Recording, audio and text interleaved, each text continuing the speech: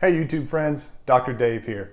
We're going to do it today. We're going to tackle hydroxychloroquine and its role in the treatment of COVID-19. So grab some caffeine, maybe get a protein bar, and let's do this.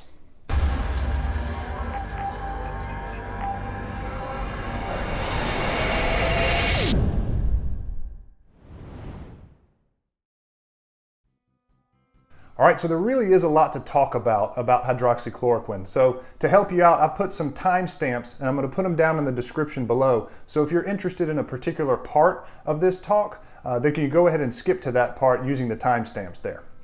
I think it's important to start off with where I'm coming from this.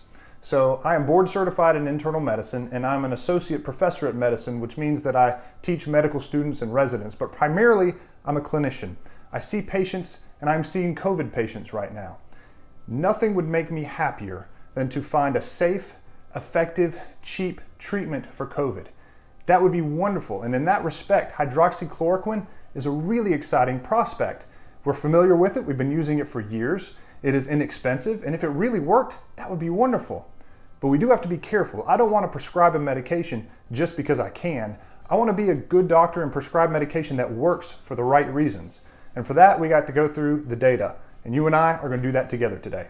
So let's start off with a little background on hydroxychloroquine. So here you see the hydroxychloroquine molecule. And I think my work here is done. This should answer all of your questions, but we're going to go forward with this anyway. So hydroxychloroquine has been around for a long time. It was approved for first use in the United States in 1955, and actually it's on the World Health Organization's list of essential medications. We do have a lot of experience using this, and I personally have used it a lot, mainly to treat inflammatory conditions, usually those associated with joint pain. These are like lupus, rheumatoid arthritis, and psoriatic arthritis. It's also used in certain parts of the world in prophylaxis and treatment of malaria. Now, I do want to take a second here to talk about the safety of hydroxychloroquine because that got a lot of press not too long ago. There was a lot out there about it causing heart conditions, heart arrhythmias, things like that. Now, I've been using hydroxychloroquine for a while. Anytime I use any medication, I have this level of concern, either high or low, about whether a medication is going to cause particular side effects.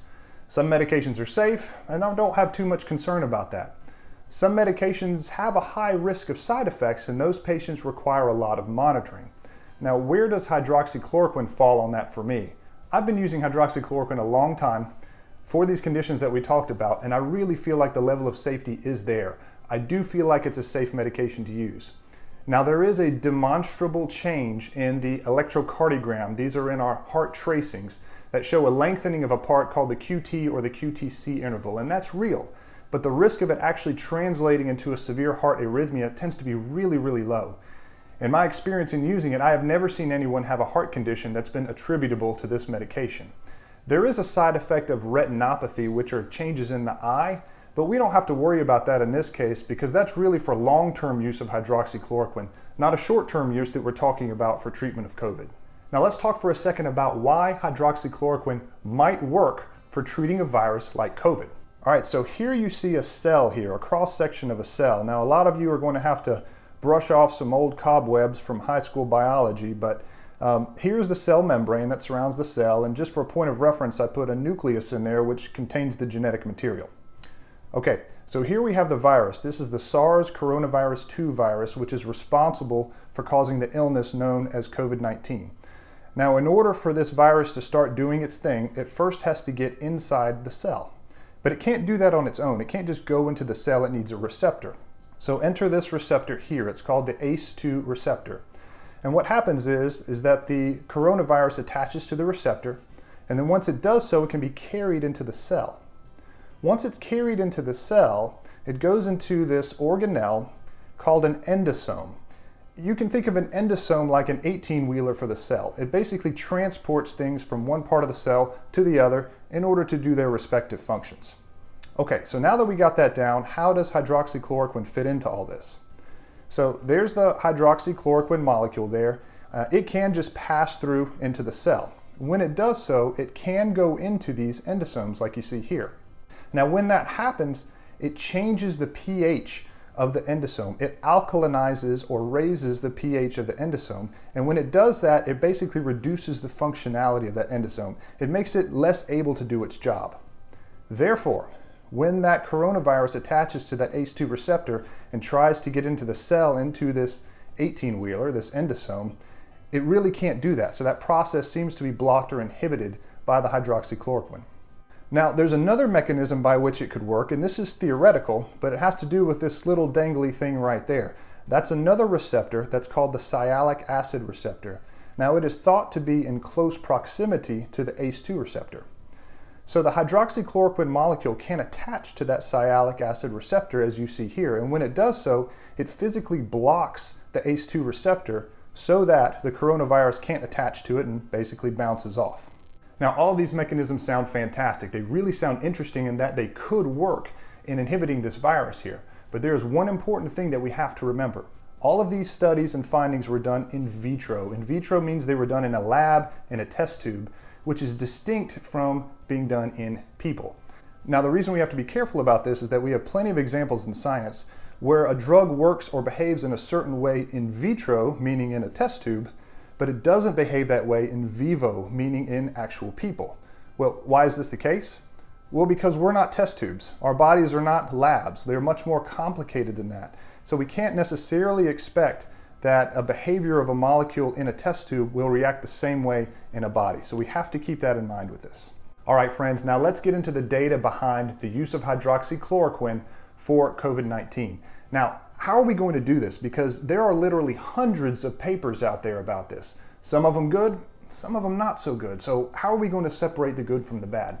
What I've decided to do for you is I'm going to review two papers that were done recently. One of them argues for the use of hydroxychloroquine, one of them argues against the use of it. The thing I like about both of these studies, though, is that both of them address the available literature, the available data that's available. I also like the fact that both of them were done by doctors, and they're also doctors that have their hand in epidemiology. So that's really applicable for studying how this virus spreads and behaves in the population. Another thing I like about it is that one was done by a well-respected professor at Yale. Sounds pretty impressive. The other was done by a well-respected associate professor at Yale. So you can see, guys, that this is not nearly as clear as we would like it to be. Okay, listen, before we dive into talking about the data, we have to talk a little bit about study design. But why? It's so boring. Look, I get it, I know, but we have to do it because it is crucial.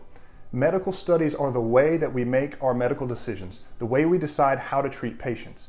And the fact of the matter is that not all studies are created equal. All right, so we really want to look for good, well-designed studies, and we have to be able to recognize which one those are in order to make our medical decisions. So I've shown you this graph here in previous talks that I've done. This is the evidence-based medicine hierarchy.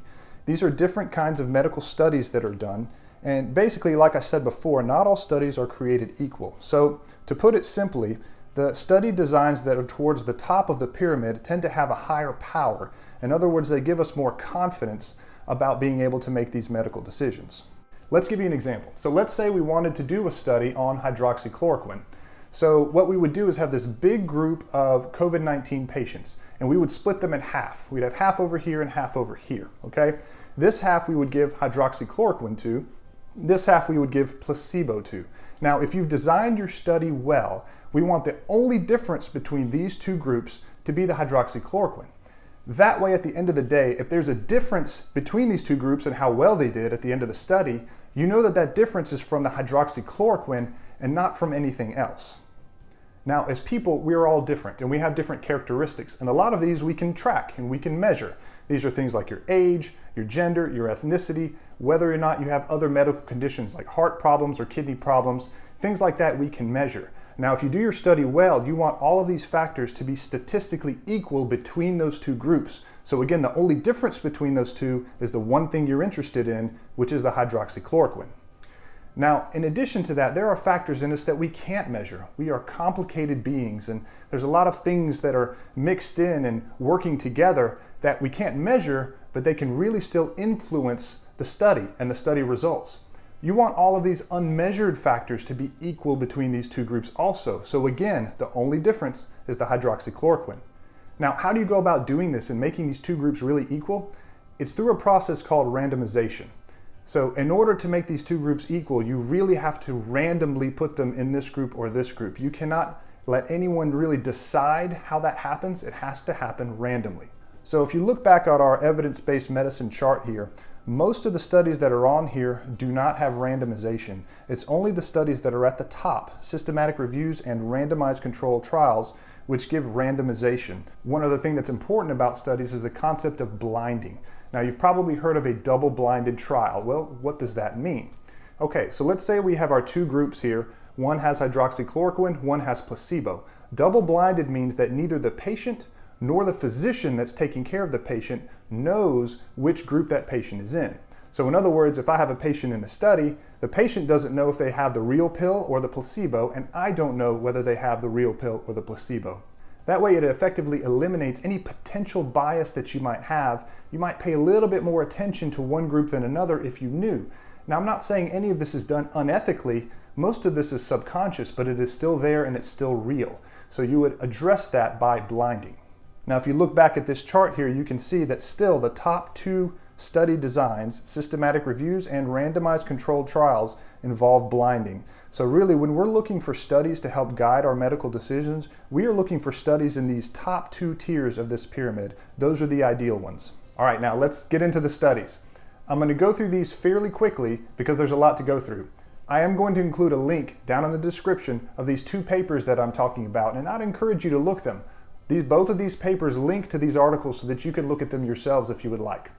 We're going to talk about, in general, what the study is like, and then we're going to talk about the study design that was used to do the study, and then after that I'll give you a few editorial comments about key points of the study. And we'll do this for both the arguments for hydroxychloroquine, then the arguments against hydroxychloroquine, and then we'll come together at the end and talk about our final thoughts. Okay, the first study was done in France, and it was with 42 patients, although it should be noted that 6 of them left the trial early, so it was a fairly small sample size. These were outpatients that had COVID-19 or suspected COVID-19. They were treated with hydroxychloroquine plus azithromycin, and the outcome they were looking for was nasopharyngeal viral swab clearance at 6 days. What it showed was a 50-fold benefit of viral clearance with people who were treated with that regimen of hydroxychloroquine plus azithromycin. All right, really quickly, let's talk about the study design. Now, this is what's considered probably at best an observational study with comparison groups. So that means that there was no randomization of the people who were involved in the trial, and there was also no blinding, so we need to keep that in mind. So what about the outcome of nasopharyngeal viral swab clearance? Now, 6 days is fairly quick to check that, but that's also an area of uncertainty here with treatment of this. It's just unclear clinically what viral swab clearance means. And in fact, now the CDC is recommending that after someone has COVID, that we not even check nasopharyngeal viral swab to see if it's cleared or not. The 50-fold benefit of viral clearance sounds very impressive. Now, one thing that the author of the paper, not the author of the study, but the author of the paper that we're reviewing mentioned, was that he did acknowledge that this was a very small sample size. An easy criticism of this study would be that it's too small to really make overarching conclusions regarding these results. But the author of the paper states that the 50-fold benefit was large enough to overcome the small sample size. In other words, if it was only a 1 or 2-fold benefit, then we might explain that away with the fact that it was a small study. But the fact that it was a 50-fold benefit should give us some clue that there was a benefit there. All right, the second study was with the same cohort there in France, and it was a larger study with 1,061 patients. These were also treated with hydroxychloroquine and azithromycin. They looked at the same outcome, which was nasopharyngeal viral swab clearance at 9 days. Results of this study showed a 92% virologic cure, and as best as I can tell, that means that 92% of those treated showed clearance of this nasopharyngeal viral swab. Now, looking at this study design, this one actually falls down a notch. These are a case series or case reports, which means that there's no randomization, there's no blinding, and in fact, there's no control group. Now, the sample size was larger, which is good, so 1,061 is a decent sample size there.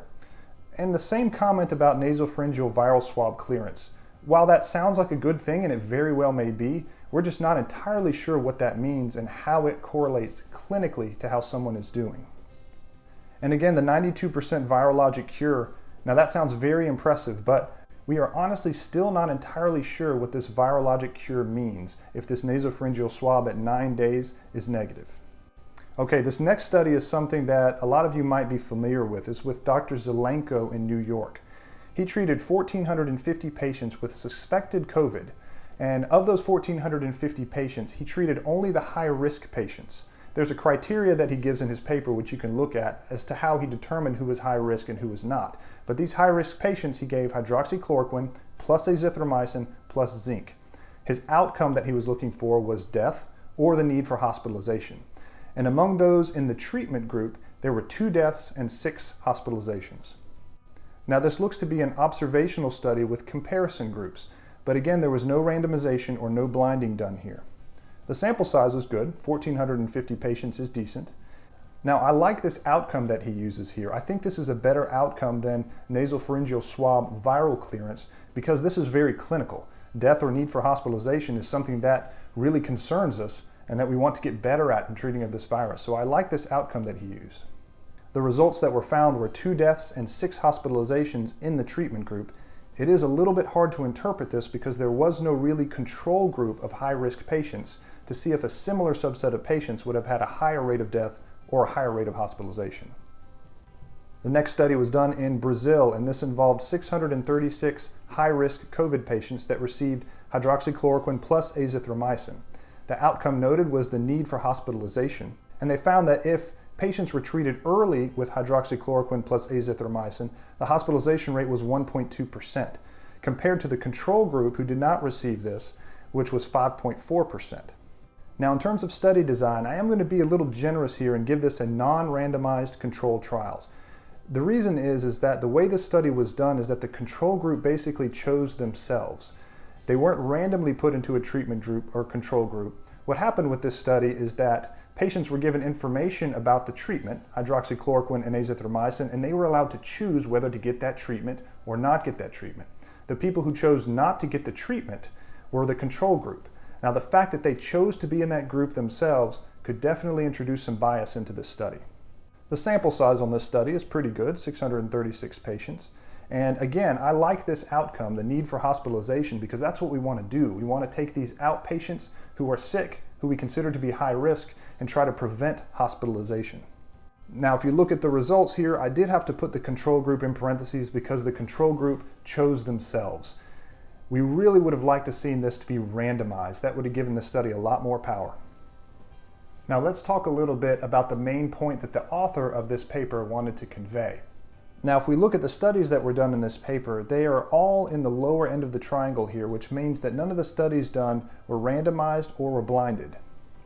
Now to the credit of the author of this paper, he acknowledges all that. He spends a lot of time talking about statistics and how to interpret them with this.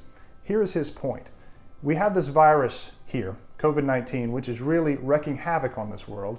And his point is that randomized controlled trials, the really good trials that we're looking for, those are the best. He does not dispute that, but those take time to do. So while we are waiting on these trials to come, his point is that we have to use the available data that we have, the best data that we have. The best data that we have right now, according to him, are these smaller studies that are not the perfect design, but still show some benefit to hydroxychloroquine. He does argue a lot that hydroxychloroquine is safe, and to that end, I do agree with him. And his statement is basically this: why not start treating with this? We have some studies that show that there is some benefit there. So should we not go ahead and treat while we are waiting on these better studies to come out? Now let's transition to the other paper, which refutes the use of hydroxychloroquine in the early outpatient treatment of COVID-19. The first study done was published in the British Medical Journal, and it's from China, and it's with 150 hospitalized COVID-19 patients. These patients were randomized to receive either hydroxychloroquine or usual care. The outcome of this is viral PCR at 28 days, and the study found that there was no statistical difference between the two groups. Adverse effects were mentioned to be 30% from hydroxychloroquine and 9% from usual care. So let's go through this study the same way. Let's look at the study designed. This was a randomized controlled trial, so the patients were randomized into the two groups. However, this was called an open label trial, which means that there was no blinding. In terms of the study size, it's on the smaller side with 150 hospitalized patients. One other point I'm going to mention here is that these patients were hospitalized. There is an argument that hospitalized patients really can't be treated the same way as outpatients, that by the time this disease progresses to be an inpatient disease, the physiology inside your body has changed to the point where drugs might not have the same effect in your body, and therefore we can't really extrapolate hospitalized data into the outpatient world. The outcome here, again, I'm not a big fan of the outcome being viral PCR, similar to those other studies we talked about, because we really don't know what that means. I'm more interested in what happens clinically with people. The findings showed that there was no statistical difference in the viral PCR at 28 days. Now, this study mentions adverse effects, which was much higher in the hydroxychloroquine group. At this point, I do have to address this. This is something that I really don't like about this paper, and that with every study that he talks about adverse effects of hydroxychloroquine, but he doesn't specify what those are. In this current media day, when someone hears the word hydroxychloroquine and adverse effect or side effect, you're immediately going to think of heart arrhythmias, because that's what all the press was all about. So in not specifying what these adverse effects were, it's a little bit misleading, because I think people will jump to the conclusion that they were serious heart side effects, but they were not. In this study, the most serious side effect was GI upset or diarrhea, and you'll find that to be consistent among all of these trials. The next study was published in the New England Journal of Medicine, and is from the United States and Canada, involving 821 patients with a high-risk COVID-19 exposure. They were randomized to receive either hydroxychloroquine or placebo. Their outcome that they measured was clinical COVID-19 at 14 days. The study found that there was no statistical difference between the groups, and showed that 40% had an adverse effect with hydroxychloroquine and 17% with placebo. Okay, now about study design. This is really the kind of design that we're looking for. It is a randomized controlled trial that was appropriately blinded. And in terms of the patients that were used, I like this trial as well. This is what we're looking for. These are high-risk exposure patients. So if we give patients who are exposed to this virus hydroxychloroquine, will we prevent them from getting clinical disease? The outcome here was whether or not they got clinical COVID-19 at 14 days after exposure. But the results showed that there was no statistical difference there. Again, he mentions adverse effect, but it's the same story here. The adverse effect most commonly was diarrhea. The next study is in the Annals of Internal Medicine from the United States and Canada, and this examined 491 patients with confirmed or suspected COVID-19. They were randomized to receive either hydroxychloroquine or placebo, and the outcome they measured was symptom severity using a severity index at 14 days. This study again found no statistical difference between the two groups, with a higher rate of adverse events in the hydroxychloroquine group. This is another example of a well-designed study. It is a randomized controlled trial that was blinded. I like the patient population here as well, because it gives us confirmed or suspected COVID-19 cases. The reason I like this is that in clinical practice, sometimes we don't have the luxury of getting a confirmed case, because sometimes that takes a lot of time to get those results back. So the fact that they included suspected patients here makes this applicable. The outcome of symptom severity at 14 days is a fairly good marker. It's a very clinical one, which I like. This again found no statistical difference. And not to sound like a broken record, but same story here. More adverse events in the hydroxychloroquine group, but again, it was something that was non-serious, like diarrhea. The next study is from Clinical Infectious Diseases, and it was done in Spain with 293 patients with COVID-19. They were randomized to hydroxychloroquine or usual care. The outcome here was viral PCR or symptom progression. There was no statistical difference noted between the groups, with again, higher adverse event related to the hydroxychloroquine. In terms of this study design, it is a randomized controlled trial, but it was not blinded because the control group was usual care, not a placebo. The study size was decent, 293. The outcomes that they looked at is a little bit mixed. I've told you that I'm not a fan of viral PCR as an outcome, but they also included symptom progression, so I like that they included a clinical outcome here. This again showed no statistical difference. And this showed a really big difference in adverse events between hydroxychloroquine and usual care, but again, there were no serious side effects, usually GI things like diarrhea. All right, and the last study we're going to talk about is from New England Journal of Medicine, and it's from Brazil with 667 COVID inpatients. These were randomized to receive either hydroxychloroquine plus azithromycin, or usual care. The outcome they measured was their clinical status in various measures there at 15 days, and they found no statistical difference between any of the groups. The adverse events were in general higher with the treated groups and lower with the control group.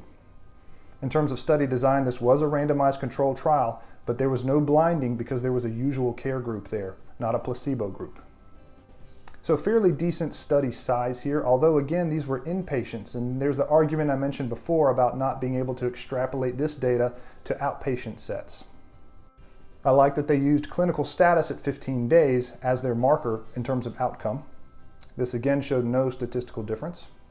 Similar story here with the adverse events, although this study did show that there were 3 heart arrhythmias in the treated group versus 1 in the control group. I do think it's important to mention that none of these were serious arrhythmias though. Now, what is the point that this author is trying to make? His point is as follows. He acknowledges that a lot of these observational studies that weren't designed quite as well as these randomized controlled trials, he acknowledges that these had fairly good looking results. But the way medical practice progresses in that, when we have a medical question, we generally have to start off with these observational studies. These are easier to do, they're faster to do, a lot more people can do them. And this basically raises the question. So in this case, the question was, could hydroxychloroquine be helpful in the treatment of COVID-19? These initial observational studies showed that this was a possibility. So the right thing to do then is to design better studies that are randomized, that are blinded. So again, if there's a treatment difference between the two groups, it would only be because of the one factor, the hydroxychloroquine. So his point was that these studies were done and that we have a good variety of these studies, these randomized controlled trials, that in the end showed that there was no statistical difference between the two and that we have to go with the better designed studies over these observational studies. Oh my gosh, you guys have been troopers to follow me through all this. So how do we put it all together? What are my thoughts on this? Now, for full disclosure, if I'm giving you my expert opinion, that falls right around here on the bottom of the hierarchy triangle on expert opinion. So full disclosure there. So here we have 2 separate papers that are giving conflicting results. One argues for hydroxychloroquine and is shown through mainly observational studies to have a fairly large benefit and to be safe. The other shows that there really is no difference. So what do we do with that? Well, in medicine, when there's studies that show us 2 different findings, we have to go to study design. That's why I mentioned at the beginning that that was so important, because that really answers our question for us. Appropriate study design will take away all the other variables and just leave you with that one thing that you're interested in this case, the hydroxychloroquine. So these well-designed studies didn't show a difference with it. The author of the paper that refuted the use of hydroxychloroquine made a good point that I do agree with, and I think it's worth mentioning to you guys. So let's imagine, for instance, that hydroxychloroquine was really effective against the treatment of COVID-19. Well, listen, these studies that were done, that's what they're designed to do. They're designed to find that big difference with the treatment group, and it didn't find it. So his point is that if it really was effective, it would have shown up in these studies. Maybe it wouldn't have been a huge statistical difference, but it still would have shown some. The fact that it showed no statistical difference between the groups does say a lot. All right, look, I know there are going to be a ton of people out there who are going to say that I'm part of some big conspiracy against hydroxychloroquine. All I can say is this. Like I said at the beginning, I am a clinician taking care of patients. I don't have any affiliation at all with any pharmaceutical company or any research projects or anything like that. I just want to be able to treat my patients with COVID-19.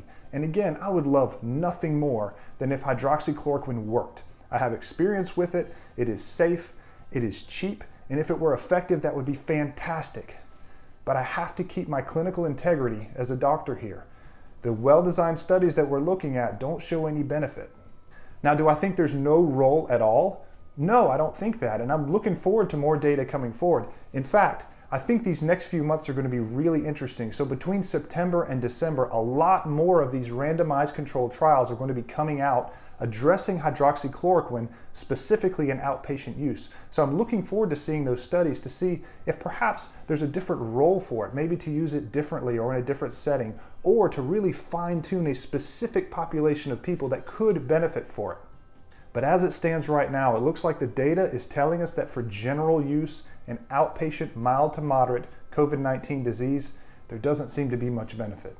So putting it all together, despite the fact that I really would have liked this to work, right now I am not changing my clinical practice to include hydroxychloroquine in the treatment of outpatient COVID-19 disease. But I'm anxious to see what further studies are going to show us. So listen, if you made it all the way through this video, you need a medal, or I should probably make you a t-shirt or something like that. Thank you so much for going through this with me. I really hope it's been helpful to you. And if it was helpful, please consider liking and please consider subscribing to the channel. I look forward to putting out more content like this that I hope is timely and helpful to you. Remember that we are all in this together, and don't forget that kindness, that's always the best medicine. You guys take care.